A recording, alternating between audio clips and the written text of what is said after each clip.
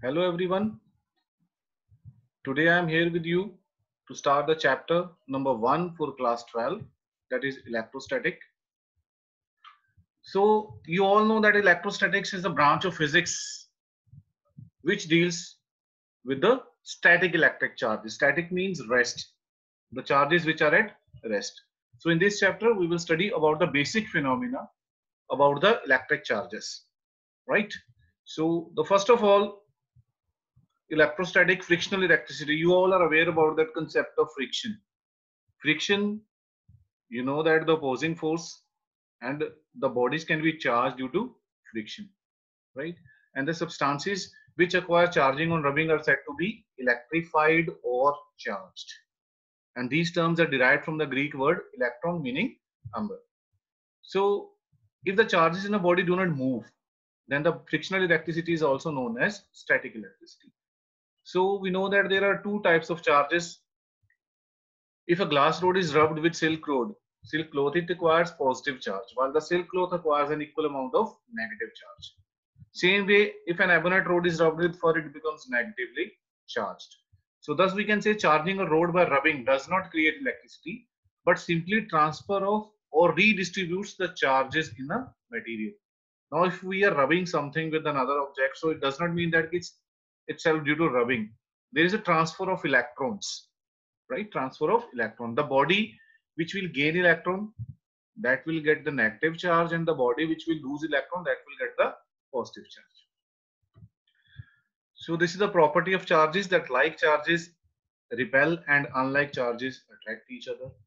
Experimental verification we can do, like if we are using the silk thread and the glass rod, and if we will bring the glass rod in this figure, you can see here I am bringing the glass rod with another.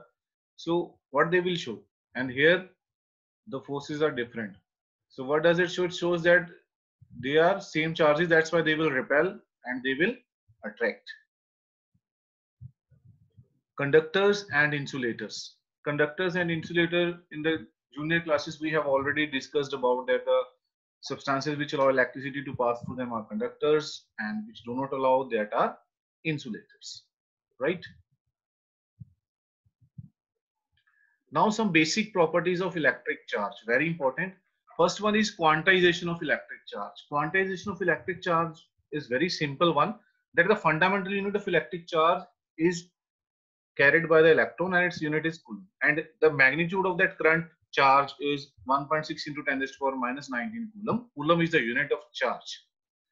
Now here you can see the simple formula, Q is equal to an E. It is a meaning of quantized, where E is having a fixed value here, and the charge on any body we can calculate by knowing the number of electrons, where n is an integers and it represents that number of electrons, right? So that's why we can say, and simply the charge on a body will be the integral multiple of the charge on an electron. What does it mean? It means that whether the n will be is equal to 1, 2, 3, 4, 5, anything, so it will goes on increasing.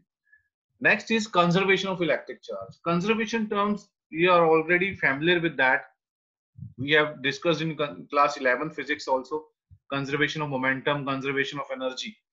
So what does it mean? Meaning of conservation. Whenever conservation term is attached with energy or the momentum, then we can say that initial and final is same, or there is no loss, no gain. Same way for the conservation of electric charge. So electric charges can neither be created nor destroyed. So this is the according to law of conservation of electric charge, that the total charge in an isolated system always remain constant. It means the charges just transferred from one body to another, but the overall charge will remain same. Here I have given the one example, that uranium 238, when it will the chemical reaction will take place, then it is producing the helium electron. But you can see here the charges is same, 234 and 490 and 290. So that means total charge before decay and total charge after decay are same. Third is additive nature of charge. Additive nature means the charges can be simply added. We can add simply algebraically, like the 2q minus 5q, when they are brought in contact, the total charge will be minus 3. That means mathematical simple application will be applied on this additive nature of charge, right? Very important. the basic of electrostatics, that is Coulomb's law. Coulomb's law, it states that the forces between the two charges body, and it was studied by Coulomb in 1785. It states that the force of attraction or repulsion between two point charges is directly proportional to the product of charges and inversely proportional to the square of distance between them. So here you can see here distance between the two objects is r. Two charges q1 and q2, and this is r, right? So here two charges are located, q1 and q2, and they are separated by a distance r. Now you can see that q1 and q2 for 2 point charges, according to the statement of the Coulomb's law, that F force is directly proportional to the product of charges. This is the product of charges q1 and q2, and r square, this is the square of distance, that is inversely proportional to the square of distance. So what does it show? It shows that F is equal to k q1 q2 by r square, where k is the constant of proportionality, because we have to use one constant. So in air and vacuum, value of q is 1 upon 4 pi epsilon naught. Now epsilon naught is new term for you. That is very important. That is permittivity of free space. That is vacuum. And its value is fixed 8.854 into 10 raised to power minus 12 Coulomb square per Newton per meter square. This you have to keep in mind. And you have to learn this value. Unit is also important. So finally, I will get this value 1 upon 4 pi epsilon naught, and this, when I will solve this value of epsilon naught by putting the value of epsilon naught, I will get the value of this 1 upon 4 pi epsilon naught 9 into 10 raised to power 9.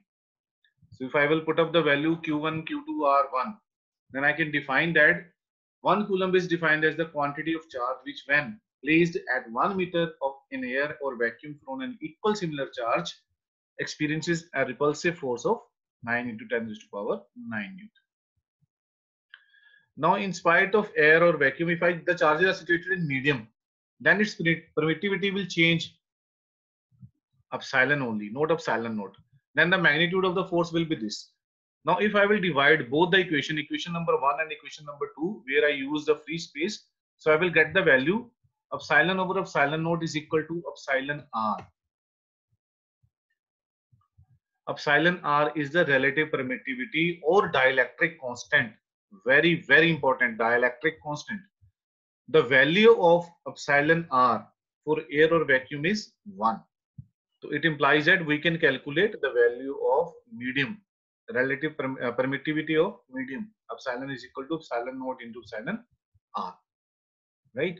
Since Fm is equal to this, the force between two charges depend on the nature of the medium in which the two charges are situated, because it depends upon epsilon. That is very, very important. That the force between two charges depend on the nature of the medium in which the two charges are situated. Clear? Now the Coulomb's law in vector form. The scalar form we have already discussed.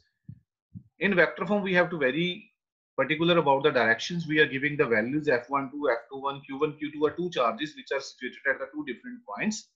Now, when two charges are placed at a particular distance, whether it's a positive or negative, they will experience a force, right? If they are like charges, they will repel. If they are unlike charges, they will attract. So Q1, Q2. Now F21, read it very carefully. F21 is the force exerted on charge Q2 by Q1. So I am getting the value here. New term, you will see R12. This R12 cap is the unit vector.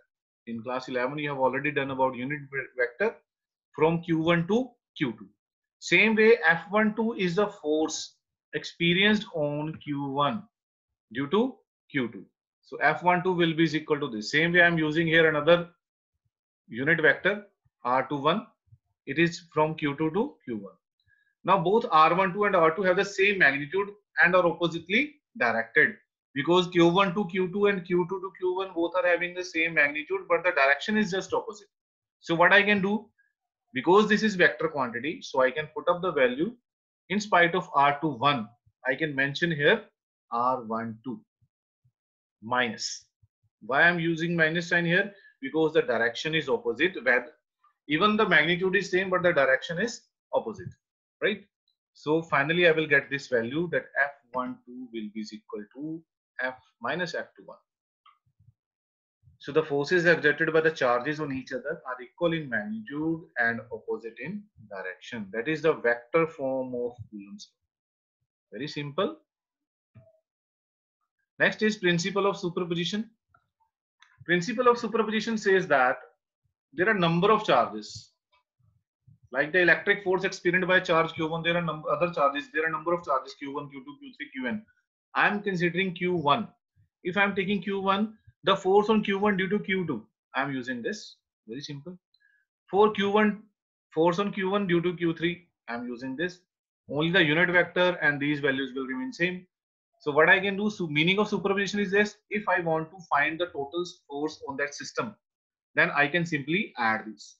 So F1 will be equal to total force F1 on charge Q1 will be equal to F12. That means force on charge Q1 due to charge Q2. F13 force on charge Q1 due to charge Q3. F14 force on charge Q1 due to charge Q4 till N. That means force on charge Q1 due to Qn. If I will add these values, so I will get that result. F1 is equal to putting this value. Very simple. I hope it's clear to all. Next is electric field. Electric field says that you might have observed that whenever we are, simply if I will consider the example of magnets. If you keep a magnet on the table, right, and then you are bringing a iron object near that magnet, it will attract, but it will attract in a particular region, in a particular area around that magnet. If I will keep that iron piece away from the magnet, it will not attract. There is a particular region. That region or that area is known as magnetic field. Similar in case of charges. If I am having one charge at one place, if I will try to bring another charge, then that charge will experience an force, right? So this force is known as electric field. That the region which experiences a force, that is electric field, that we call electric field in case of charges, as we are calling it magnetic field in case of magnets. So the presence of an electric field around a charge cannot be detected unless another charge is brought towards it. Very easy to understand that we can't detect the presence of electric field until or unless we will not bring in any another charge near it. So we are considering here when a charge Q naught is placed near a charge Q, which is the source of electric field, then electrostatic force will act on it. Right? So electric field is really an important concept.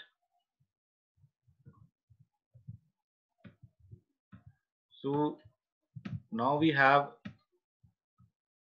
electric field intensity. Electric field intensity, it says that about electric field only.